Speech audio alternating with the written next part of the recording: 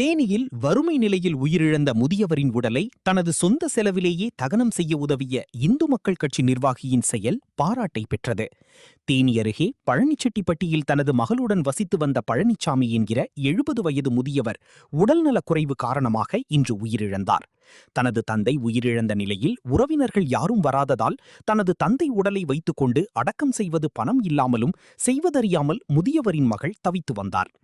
இந்த நிலையில் இது குறித்து அறிந்த இந்து மக்கள் கட்சி தொண்டரணி மாநில துணைத் தலைவர் குரு ஐயப்பன் உயிரிழந்த முதியவர் பழனிசாமியின் உடலை தகனம் செய்வதற்கு முன்வந்து உதவி புரிந்தார்.